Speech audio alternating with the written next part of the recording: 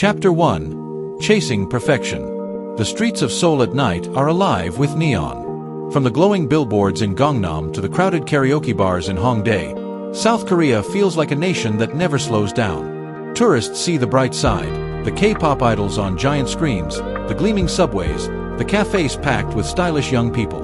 But behind the polished image, beneath the surface of modernity and pride, lies a hidden weight pressing down on an entire generation. That weight has a name: perfection. From the moment a South Korean child enters school, they are told that their future depends on a single test: the Sunyoung, the College Scholastic Ability Test. It is not just an exam, it is a national event. On that morning every November, flights are grounded so planes do not disturb students. The stock market opens late. Police cars escort late students to their test centers with sirens blazing. Parents wait outside schools, praying or clutching Buddhist beads. The Sunyoung lasts 8 hours and can decide everything: which university a student attends, which job they can get, even their marriage prospects. Failing to get into one of the top 3 universities, Seoul National, Korea University, or Yonsei, collectively called Sky, can feel like a life sentence. The numbers tell the story. South Korean teens spend an average of 12 to 16 hours a day studying. After school, many head straight to hagwons, private cram schools that stay open until late at night. Streets in Seoul's Gangnam district glow with the lights of these academies, children filing in long after dark. But the pressure has consequences. According to the OECD, South Korea has one of the highest teen suicide rates in the developed world. For many, the dream of success becomes unbearable. One story often cited is that of a high school student in Daegu who left a note saying simply, "I'm sorry, I couldn't make it." He had studied until 2 in the morning every night for years. His teachers said he was average.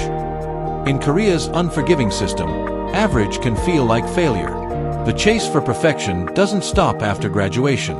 South Korea's corporate world is one of the most competitive on earth.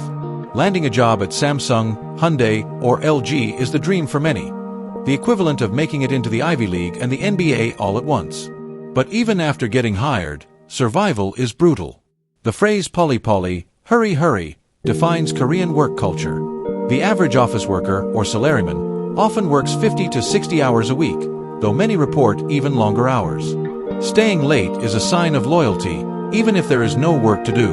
Bosses expect subordinates to drink with them after hours, blurring the line between professional and personal life. At its worst, this culture leads to gorosa, death from overwork.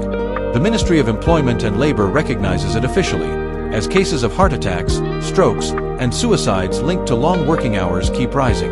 In one infamous case, a man in his 30s collapsed at his desk in a Samsung office after working nearly 100 hours of overtime in a single month. His death was ruled gorosa. His widow described how he hadn't seen their child awake in weeks. To outsiders, South Korea's economic miracle looks like a triumph. But for those living inside it, the miracle often feels like a machine that demands everything: time, health, even family. Mental health struggles intensify this hidden crisis. South Korea is ranked among the highest in suicide rates globally, especially among young people and the elderly. Yet mental health remains a taboo subject. Visiting a psychiatrist is seen as shameful. Families worry that if a child receives treatment, it could ruin marriage prospects or job opportunities. Many hospitals report patients asking for records to be deleted to hide the fact that they sought therapy. The stigma runs deep. Mental illness is sometimes perceived as weakness or poor character, rather than a health condition. In schools, teachers often encourage students to try harder instead of acknowledging depression. The result is isolation. Many who suffer in silence retreat into the shadows. In Japan, the term hikikomori describes young people who lock themselves away in their rooms for years. South Korea has its own version of this phenomenon, driven by similar pressures. In Seoul suburbs, tiny apartments often hold young men in their 20s who haven't left in months. They spend their days gaming, browsing the internet, or sleeping. Their parents quietly bring food to the door. Sociologists call them Korea's lost youth. Many once studied hard but burned out, unable to meet the expectations of school or work. Some were bullied, others failed the Sunyoung. One mother described her son's transformation after failing to enter a top university. He shut his door. That was 3 years ago. We only hear his voice when he asks for food. While Japan's hikikomori are more widely discussed, Korea's hidden recluses are growing, silent casualties of perfectionism. Why does South Korea, with its vibrant democracy and modern society, continue to struggle so deeply with these issues? Part of the answer lies in Confucian tradition.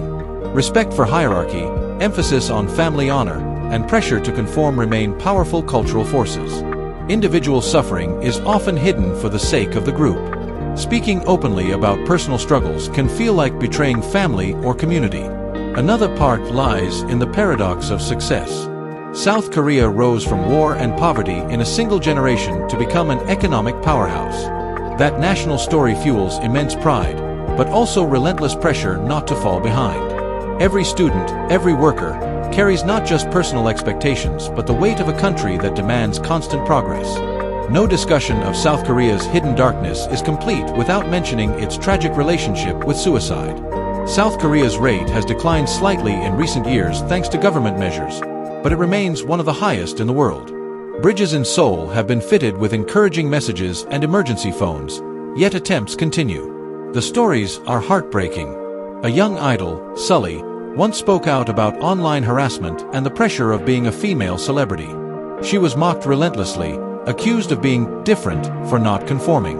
In 2019, she was found dead in her home. Her passing sparked national mourning, but also exposed the cruelty of Korean society's expectations. For ordinary people, the most well-known place associated with suicide in South Korea is the Mapo Bridge in Seoul, grimly nicknamed the Bridge of Death. Authorities once tried to counter the trend by painting hopeful phrases along the railings, but the attempts only drew more attention. Though Japan's Aokigahara forest is globally infamous, Korea's urban landscapes carry their own silent reminders: bridges, rooftops, apartments where people quietly choose to leave. The neon lights of Seoul sparkle, the K-pop idols smile on billboards, and the world admires South Korea's progress. But beneath the glamour, the cost of perfection is counted every day, in sleepless students, exhausted workers, lonely shut-ins, and grieving families. South Korea's story is one of resilience and achievement, but it is also one of silence and suffering. In the end, the question remains: how long can a society demand so much from its people before the weight becomes too heavy to bear? Silent wounds in the land of speed. South Korea calls itself the land of the morning calm, but for those who live here, calm is often the one thing they cannot find. The nation is fast, relentless, always moving, a place where speed is celebrated in everything from internet connections to economic growth. Yet the faster life races, the more silent the wounds become. These wounds are not marked by glowing billboards or cultural exports. They are carried in the quiet corners of society, where people fall through the cracks. One of the least visible scars lies within the lives of South Korea's elderly. The same country that rebuilt itself in a single generation, powered by the sweat of those born in poverty, now seems to have abandoned its old. South Korea has the highest elderly poverty rate among developed nations. Nearly half of all Koreans over 65 live below the poverty line. Many worked during the rapid industrialization of the 1960s and 70s, but because there was no strong pension system at the time, they saved little. Today, some are left with nothing. They can often be seen in Seoul's underground stations, hunched over small carts selling candy, tissues, or ginseng patches. Others collect cardboard, dragging it through busy streets while businessmen rush past. To many foreign visitors, these figures seem invisible, blending into the background. But for South Koreans, they are a painful reminder of what happens when a society prioritizes growth over care. The elderly crisis carries a darker side as well. Loneliness eats away at many who are left behind by children too busy to visit, or estranged after years of family conflict. South Korea has one of the highest rates of elderly suicide in the world. Stories appear in local newspapers: an old man found alone in his apartment after weeks, a grandmother who left behind a note saying she did not want to be a burden. In rural villages, where younger generations have moved to cities, entire communities of the old wait for death in silence. They are the forgotten soldiers of the miracle, who gave everything and now receive little in return. At the opposite end of the spectrum lies South Korea's obsession with appearance. In a nation where competition defines life, the body itself becomes another battleground. South Korea is often called the plastic surgery capital of the world. In Gangnam, clinics line the streets, advertising transformations with glossy posters. Double eyelid surgery, jaw reshaping, rhinoplasty, these procedures are not just luxuries, they are often seen as necessities for success. Surveys reveal that a significant portion of young women in their 20s have undergone at least one cosmetic procedure. Parents sometimes gift surgery to their children after high school graduation, believing it will help them in university or job interviews. The results are striking. Seoul subway stations are filled with ads showing before and after faces, where tired eyes become wide and bright, or strong jaws become slim and V-shaped. But behind the beauty lies a culture of deep insecurity. Schoolgirls as young as middle school wear makeup and diet aggressively, bombarded with images of flawless idols. Men are not immune either. South Korea's grooming industry for men is one of the largest in the world. This endless pursuit of beauty feeds a cycle of self-criticism, leaving many feeling inadequate even after surgery. In one case that shocked the nation, a university student underwent multiple procedures, each one leaving her less satisfied than before. She eventually confessed online that she no longer recognized the person in the mirror. This obsession ties back to a wider cultural issue, the tyranny of conformity. From appearance to career, South Korea demands a certain mold. Those who cannot or will not fit are pushed to the margins. LGBTQ communities face particular challenges. While homosexuality is not illegal, social stigma runs deep. Same-sex marriage is not recognized, and public acceptance remains low compared to Western nations. Young gay Koreans often hide their identities from family and colleagues, fearing rejection. Stories circulate of students being outed in schools and driven into depression. One notable case was of a young transgender soldier who was discharged from the military after a transition, then found dead in her home months later. Her story sparked protests but also revealed the silence surrounding sexual minorities in a country that prizes social harmony over individual freedom. The military itself is another world where the dark side of Korea becomes clear. Every able-bodied Korean man is required to serve around 18 months. On the surface, it is a patriotic duty. In reality, the experience can be harsh and isolating. Reports of bullying, hazing, and even suicides within military barracks regularly make headlines. Young men who already struggle with the pressures of society often find themselves trapped in a rigid hierarchy, with little support.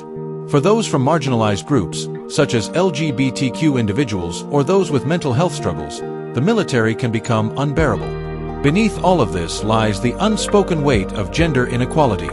Despite progress in some areas, South Korea ranks low among developed nations in gender equality.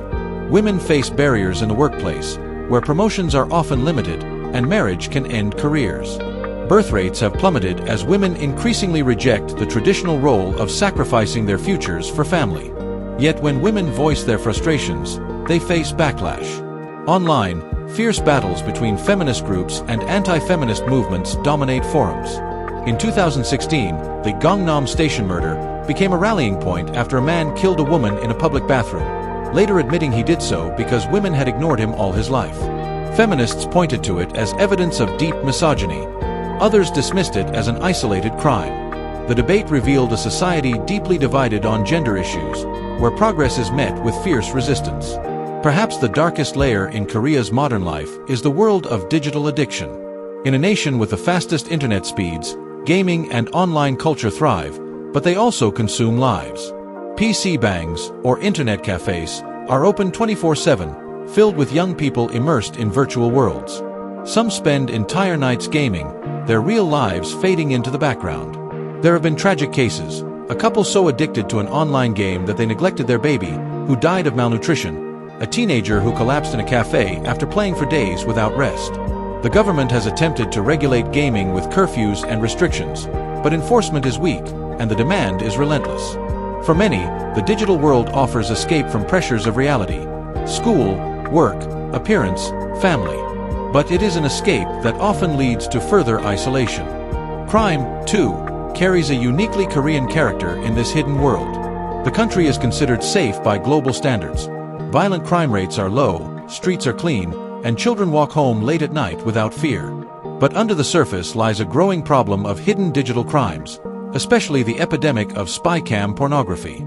Tiny cameras are hidden in public bathrooms, hotel rooms, or even subway stations, capturing images of women without their knowledge. The videos are uploaded to secret online forums, spreading like wildfire. Tens of thousands of women have been victims, some never even knowing. In 2018, the outrage boiled over when women took to the streets in mass protests, carrying signs reading, "My life is not your porn." The scandal revealed a disturbing underbelly of digital misogyny that technology had only amplified. Despite these shadows, the outside world continues to see South Korea as a dreamland, the land of K-pop, Samsung, and rapid progress. Tourists marvel at the convenience stores open all night, the gleaming subway stations, the stylish fashion. Few notice the sleepless students, the weary workers, the isolated old, or the silent victims of digital abuse. Few hear the unspoken pain that hums beneath the neon. And yet, Koreans themselves are not blind to these issues. Activists fight for reform. Mental health awareness campaigns grow slowly. Younger generations question the values of their parents. Some refuse the race entirely, choosing slower lives away from Seoul's frantic pace. Others speak openly about depression and demand that stigma be broken. The struggle is ongoing, and the future remains uncertain. But what is clear is that the darkness is not simply an accident. It is the shadow cast by the very light of South Korea's success. The faster the nation runs, the more carefully one must look to see those left behind. The story of South Korea is a story of contradictions, dazzling success and quiet suffering, progress and pain, speed and silence. Its wounds are often invisible to outsiders but deeply felt by those who carry them. To understand the country is to look beyond the neon lights, into the shadows where the morning calm gives way to restless nights. The night streets of Seoul glitter with endless lights, the city alive with neon signs and 24-hour cafes. At first glance, it feels like the future has already arrived here. Trains run on time, delivery drivers speed through alleys with hot meals at midnight, and 1,000 glowing screens keep everyone connected. Yet when you pause long enough to look beyond the brightness, the cracks in that future become impossible to ignore. They are not loud, not obvious. They whisper through stories of exhaustion, disillusionment, and rebellion against the very system that made Korea shine. One of the strongest whispers comes from the nation's youth. South Korean children are among the most pressured in the world, raised in an environment that treats education not just as a path, but as a battlefield. A child's life is shaped by the single goal of entering a top university. The path begins early. Elementary school is often followed by private academies known as hagwons, where students study until late at night. Some leave class at 10 p.m., return home to do more homework, and wake before dawn to repeat the cycle. Parents pour much of their income into these academies, believing their children's future depends on test scores. For many, childhood becomes a blur of textbooks and exams. Playgrounds sit empty while hagwons are full. The National College Entrance Exam, the Sunyung, is treated like a sacred day. Airplanes are grounded to reduce noise, businesses open late so students can arrive calmly, and younger siblings tiptoe around their homes. Yet the cost of this obsession is visible in rising mental health struggles among the young. Depression, anxiety, and even suicides among students remind society that the price of perfection is often unbearable. This obsession with achievement does not end at university.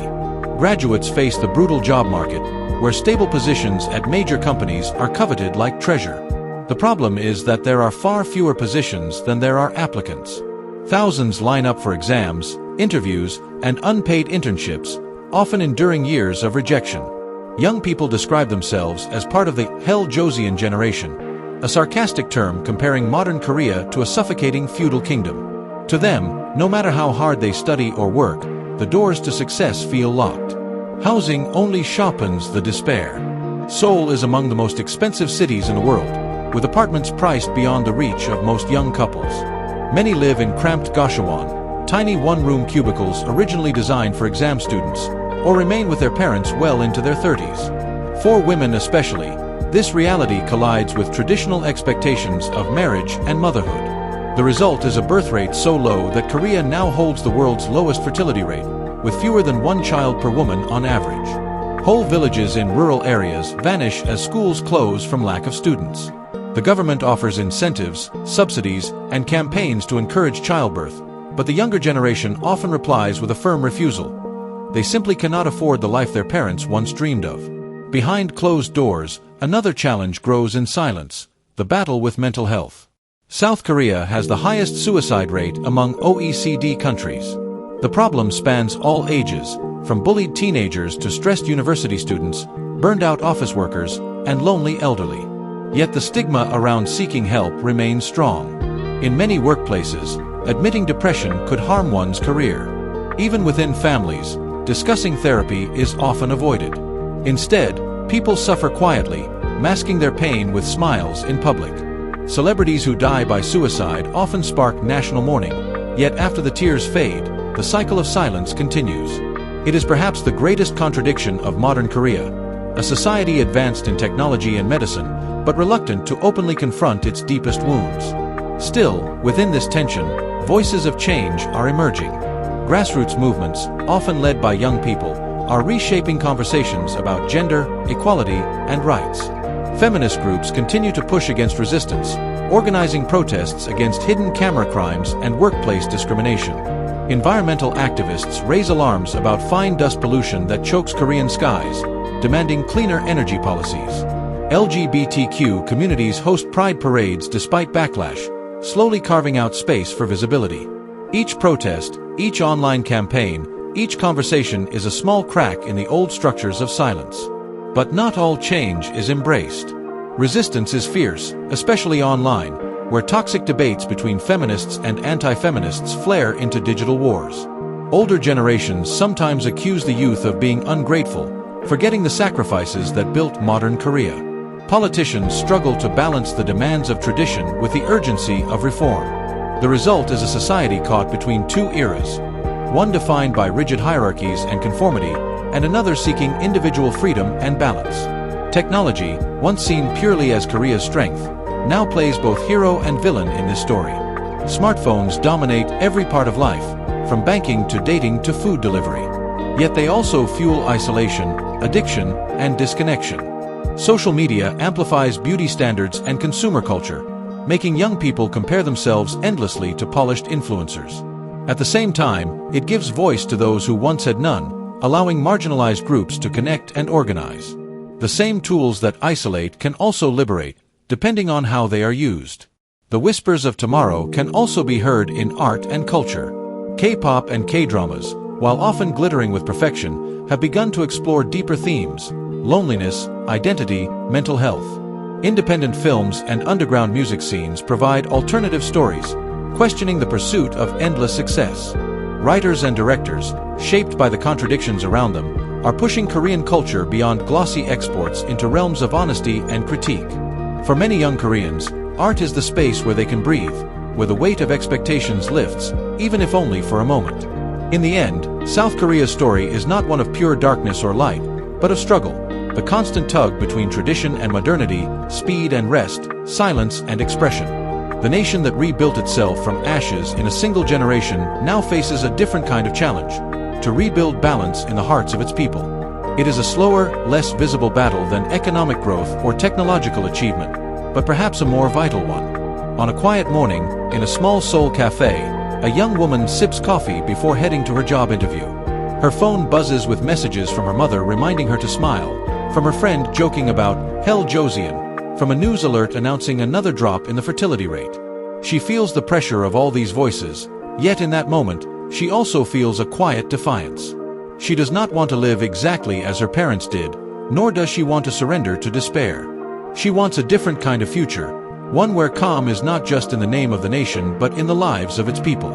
South Korea, the restless nation, stands at a crossroads.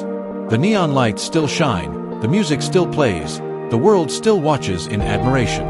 But beneath the surface, the whispers grow louder, carried by those who dare to question, resist, and dream differently.